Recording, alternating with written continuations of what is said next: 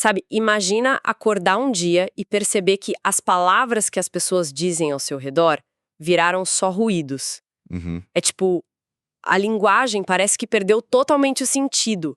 E os olhares de quem passa na rua parecem carregar mensagens secretas, ameaçadoras, que só sua mente consegue captar. É uma premissa aterrorizante. Muito. E detalhe, não houve perda de audição nem de visão. O que desmoronou foi aquele manual de instruções interno que traduz a realidade. Eu fico fascinada com o quão frágil isso pode ser. É verdade. E quando a gente pensa em diagnósticos na área da saúde física, a expectativa é de uma concretude quase mecânica, né? Um osso quebra, a radiografia revela a fissura, o tratamento é ir lá e imobilizar. É visível e binário. Exato, mas ao cruzar a fronteira para psicopatologia severa, a coisa muda de figura. A máquina de raio-x não serve para nada. Não tem utilidade nenhuma. O sofrimento se torna invisível a olho nu, porque ele habita o terreno simbólico e afetivo do paciente. E é justamente para tentar mapear esse terreno tão complexo que a gente vai fazer esse mergulho profundo hoje nas estruturas da mente humana. Com certeza. A nossa missão aqui não é fazer ninguém decorar o manual de psiquiatria. É tentar entender a engrenagem profunda por trás da esquizofrenia, da paranoia e dos transtornos severos de humor. Especialmente para quem estuda psicologia ou psicanálise e está nos acompanhando. Porque o desafio na clínica não é só identificar um sintoma, Não mesmo. é compreender a dinâmica psíquica que cria esse sintoma. E para isso, a gente vai usar um material incrível hoje. Sim, as nossas fontes de hoje são baseadas no curso Esquizofrenia, Paranoia e Transtornos Severos de Humor, que foi escrito pelo Dr. Francis Bittencourt, lá do Instituto Bittencourt. O lema deles é transformação que gera vida, o que eu acho muito propício para essa nossa conversa. Totalmente.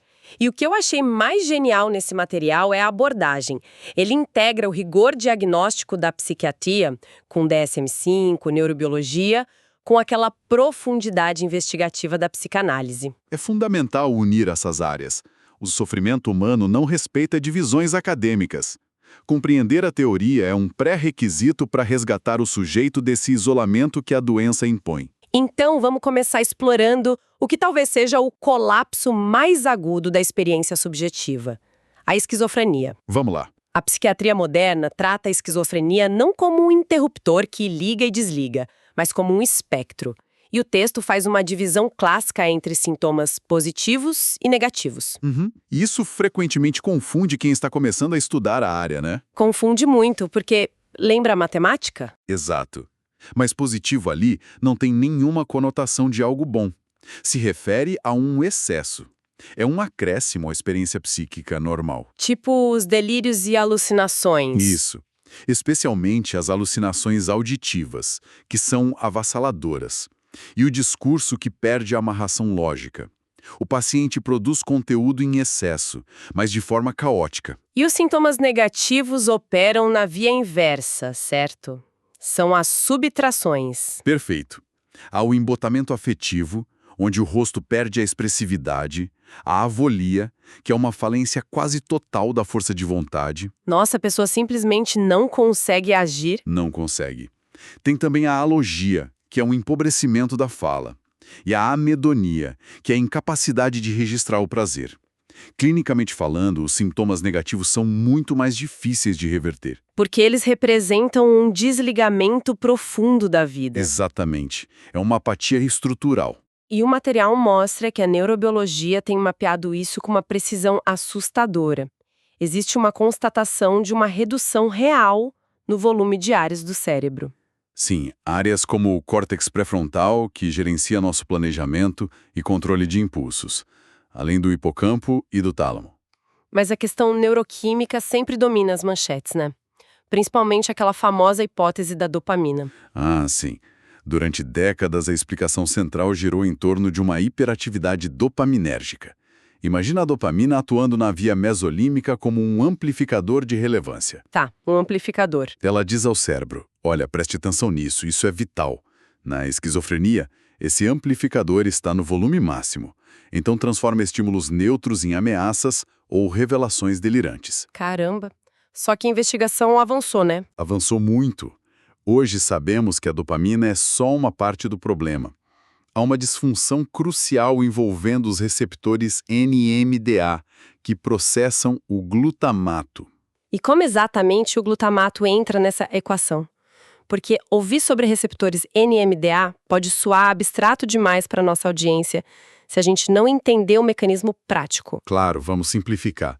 Pensa no glutamato como o principal pedal de aceleração do cérebro. Ele garante que os sinais neuronais sejam rápidos e excitatórios. Ok. Os receptores NMDA são as engrenagens que recebem essa aceleração. Se eles estão em hipofunção, é como se o motorista estivesse pisando no acelerador, mas o disco de embreagem estivesse desgastado. Ah, o carro acelera, mas não sai do lugar direito. Perde a marcha. Exatamente. O cérebro perde a sincronia fina. Redes neurais inteiras não conseguem se comunicar em um ritmo coordenado.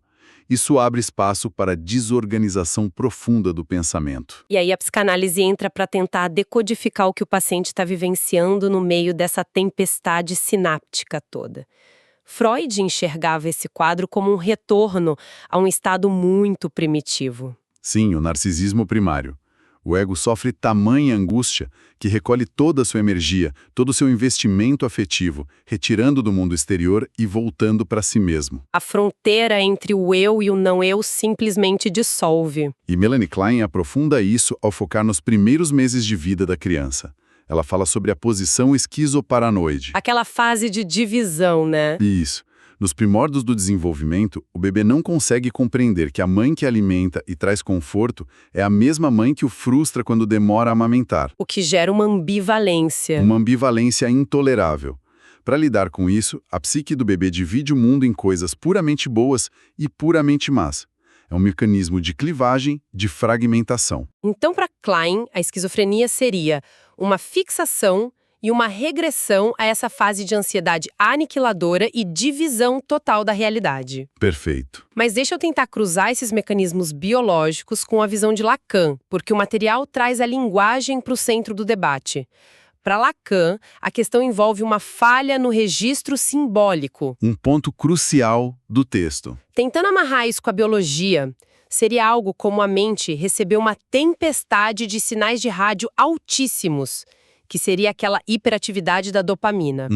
Mas o aparelho perdeu completamente o manual de instruções do idioma para traduzir esses sinais, que seria a falha no registro simbólico de Lacan. Faz sentido? Faz total sentido, mas eu diria que o aparelho não apenas perdeu o manual, ele perdeu o próprio código de decodificação.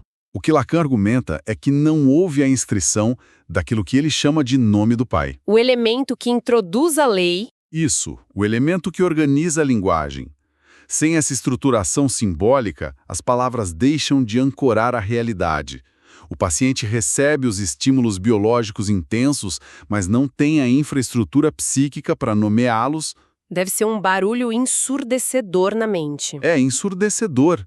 E a angústia de não poder simbolizar esse barulho gera a desorganização catastrófica que a gente vê no consultório. É um sofrimento incomunicável, o que torna evidente por que a abordagem terapêutica precisa atacar em várias frentes.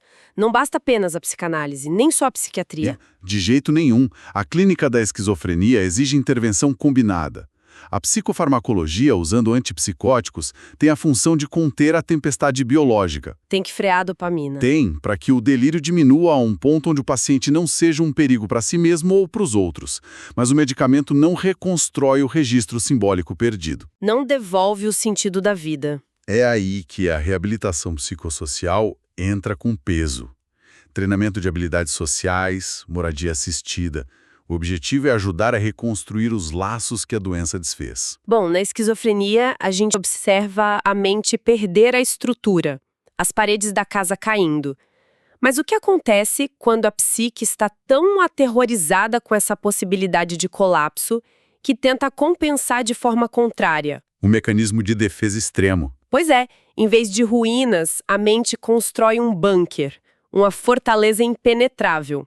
E é isso que caracteriza a paranoia, o nosso segundo ponto de hoje. O contraste visual é muito forte aí. A paranoia não apresenta a fala desorganizada ou o afeto embotado da esquizofrenia. Pelo contrário, ela é hiperorganizada. É impressionante ler sobre isso. É um sistema de prensas fechado, incrivelmente rígido, onde não entra nenhuma evidência contraditória. O delírio persecutório é o mais emblemático, Aquela crença absoluta de que existe um complô. que o paciente está sendo vigiado, envenenado. Mas tem também os delírios de grandeza, onde a pessoa acredita ter recebido uma missão divina. Ou os delírios de referência, né? O material cita que uma manchete de jornal ou um piscar de luzes de um semáforo são interpretados como mensagens secretas destinadas exclusivamente a ela. Exato. Tudo se refere a ela. E o que sustenta as paredes desse bunker delirante?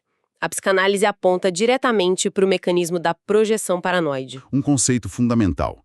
O paciente tem impulsos, desejos ou agressividades tão inaceitáveis para si mesmo que ele os expulsa. Ele empurra isso para fora e diz: isso não é meu, é do outro. O outro quer me fazer mal. Resolve o conflito interno, mas ao custo de criar uma realidade externa aterrorizante. Exatamente isso. Mas olha, há um questionamento importante aqui, especialmente para o pessoal da psicologia e estudantes que nos acompanham. Todos nós usamos a projeção no dia a dia, certo? Sim, é um mecanismo comum. Tipo, a pessoa chega irritada do trabalho, não percebe e acusa o parceiro de estar sendo hostil. Então, qual é a fronteira exata entre essa projeção normal que todos fazemos e a projeção paranoide patológica? Essa é a grande pergunta clínica. A diferença está na manutenção da ponte com a realidade interna. Como assim? Na projeção neurótica comum, mesmo que a pessoa atribua sua raiva ao outro num primeiro momento, ainda existe um certo contato, por menor que seja, com a própria responsabilidade. Ela consegue recuar. Isso. Em um momento de calma ou na terapia, ela consegue dizer: poxa, talvez eu estivesse um pouco nervoso também. Entendi. Mas na paranoia, essa ponte é bombardeada, destruída. A capacidade de testar a realidade e reconhecer o impulso original como próprio é completamente abolida. A certeza delirante é inabalável. O impulso nasceu no outro, ponto final. Exato, na cabeça do paranoico nasceu no outro. Essa perda de contato nos leva a outro conceito abordado no texto, que é a perda da confiança básica. O sentimento de que o mundo é um lugar seguro foi estilhaçado muito cedo na vida da pessoa. A confiança básica se estabelece na primeiríssima infância, na relação de previsibilidade e cuidado com os cuidadores. E quando isso falha? Quando a criança sofre negligência severa, abusos, ou vive num ambiente de constante imprevisibilidade ameaçadora, essa estrutura não se forma. A mente se molda para a hipervigilância. O mundo vira algo inerentemente sádico e perigoso. E logo, construir essa fortaleza paranoide, por mais doloroso que seja, é a única defesa lógica que o aparelho psíquico encontra para não ser destruído novamente. Fazer o diagnóstico diferencial disso na clínica real parece ser um campo minado. Requer uma escuta extremamente afiada. Porque a paranoia pode ser um transtorno delirante isolado, onde a pessoa consegue trabalhar e manter uma vida aparente. Desde que não toquem no sistema delirante dela. Isso. Mas também pode ser um sintoma dentro da esquizofrenia, ou surgir nos picos extremos do transtorno bipolar. E o material até lembra de causas puramente orgânicas, né? Um tumor cerebral ou o uso de drogas estimulantes que desencadeiam delírios idênticos. Não dá para descartar o biológico nunca. Bom, tendo explorado os transtornos de pensamento e realidade, o nosso mergulho avança agora para o afeto e a energia. A montanha-russa psíquica dos transtornos severos de humor. E é nesse ponto que a psicanálise oferece interpretações que mudam completamente a maneira de escutar o paciente. A depressão maior, por exemplo, é lida de uma forma muito mais complexa do que uma simples ausência de serotonina, como muita gente acha. Muito mais.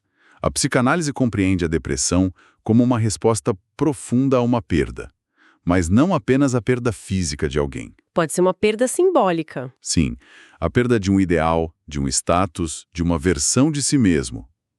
O que Freud explorou é que na melancolia o indivíduo internaliza esse objeto perdido. E o material traz um caso clínico muito ilustrativo sobre isso. O caso de uma paciente que desenvolveu depressão maior severa após a morte da mãe. Um caso clássico de ambivalência. Sim, à primeira vista parecia só um luto difícil, mas a investigação revelou que a relação era ambivalente demais. Ela admirava a mãe, mas tinha um ressentimento silencioso gigantesco porque a mãe era emocionalmente inacessível. E quando a morte ocorre, a sociedade diz que você não pode ter raiva de quem acabou de morrer. Pois é, e a filha não conseguia expressar essa raiva acumulada. O resultado é um curto-circuito afetivo. Se a agressividade não tem para onde ir externamente, ela se volta contra o próprio eu, Ela passou a se odiar. com a intensidade da raiva que pertencia à relação com a mãe. Essa raiva se transformou numa culpa e num remorso indizíveis. E o papel da psicanálise aí foi suportar essa ambivalência no consultório. Permitir que ela expressasse a hostilidade sem se sentir um monstro. Exatamente. Só ao desatar esse nó da agressividade internalizada, o luto pôde fluir. Incrível. E a clínica dos afetos extremos também nos depara com o outro lado da moeda, o transtorno bipolar. As oscilações entre depressão e mania. E olha, eu fico muito impressionada com a visão do material sobre a mania. Existe um senso comum de que a mania é só um retorno excessivo da alegria, um excesso de energia. É frequentemente romantizada como um pico de criatividade, né? Mas ver a mania como uma defesa estrutural muda tudo. Isso muda completamente a forma como um terapeuta olha para um paciente em crise maníaca. Em vez de ver apenas um cérebro acelerado, o analista está olhando para alguém que está correndo desesperadamente de uma dor insuportável. É uma virada de chave brutal na compreensão clínica. A euforia e a aceleração operam como um escudo contra o contato com o self que está fragmentado. E o caso clínico do texto evidencia isso de forma muito crua. O caso daquele paciente com comportamento de risco na mania. Sim, ele dilapidava economias, abusava de substâncias, sexo desprotegido. No senso comum seria só falta de limites. Mas na análise revelou abusos físicos e emocionais sofridos pelo pai na infância. A mania era uma negação onipotente dessa dor avassaladora. A euforia destrutiva dele era o oposto da impotência que ele sentia como criança. A mania gritava: "Eu tenho poder, nada me atinge", Reconhecer isso exige uma escuta muito livre de julgamentos morais. e carregada de empatia clínica. E ao lado dessas oscilações monumentais, o texto também aborda a distimia, ou transtorno depressivo persistente. A famosa sombra persistente. Exato. Uma tristeza crônica nascida de privação emocional na infância. Gera uma autoimagem inadequada. A pessoa acha que é indigna de amor. E por não ter picos drásticos, a distimia se torna egocintônica. O paciente confunde a doença com a personalidade. Ele diz: eu sempre fui assim, melancólico. O desafio é desvincular a identidade da pessoa desse véu crônico. E isso nos leva à questão central final do nosso estudo: o setting terapêutico e a integração multidisciplinar. Como operacionalizar tudo isso de frente para o paciente, né? Exato, como traduzir essa teoria densa para o consultório. Em quadros severos, a psicanálise isolada encontra um limite prático. A intersecção com a farmacoterapia é fundamental. Porque o aparelho psíquico em colapso agudo não produz elaboração, ele produz atuação. A angústia é tão maciça que o paciente não consegue refletir. A medicação entra para dar aquele alívio biológico. E permitia a elaboração psíquica depois. Lendo isso, eu pensei numa analogia para resumir essa integração. É como se a medicação psiquiátrica agisse como um bote salva-vidas que impede o paciente de se afogar durante a tempestade. Ótima imagem. Mas é o setting psicanalítico que constrói o espaço seguro para ensinar esse paciente a nadar, a entender as correntes marítimas do seu inconsciente e, eventualmente, navegar de forma autônoma. Perfeita analogia. E ensinar a nadar envolve dinâmicas intensas de transferência e contra-transferência. Os afetos que o paciente projeta no analista e a resposta emocional do analista a isso. Sim, o paciente pode enxergar o terapeuta como a mãe salvadora ou como um perseguidor paranoico que está ali para julgá-lo. E a contra-transferência é o eco disso no terapeuta.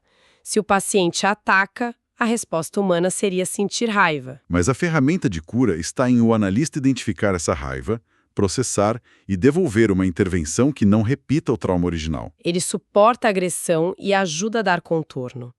O ambiente físico, as regras, a constância do setting terapêutico funcionam como âncoras. E o foco a longo prazo não é suprimir sintomas de forma temporária, mas promover uma mudança estrutural na personalidade, Integrar as partes esclivadas do self. permitindo a reconstrução de um projeto existencial autêntico. Esquizofrenia, paranoia e transtornos de humor compartilham defesas profundas, como a regressão, a clivagem e a projeção. O que exige do profissional não só a teoria, mas supervisão clínica, grupos de estudo e a própria análise pessoal do terapeuta. Sem explorar as próprias sombras, o terapeuta não consegue ser o farol para o desamparo do outro. Nossa, é muito profundo. E para encerrar a nossa imersão de hoje, fica um pensamento provocativo para reflexão.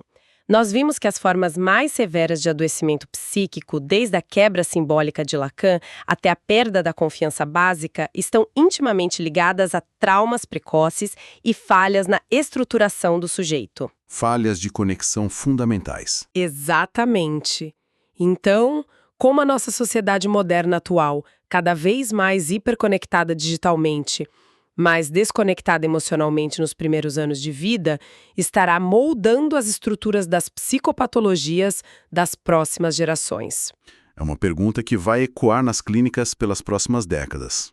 Com certeza. Fica o convite para a reflexão clínica de todos os estudantes e profissionais que nos acompanham.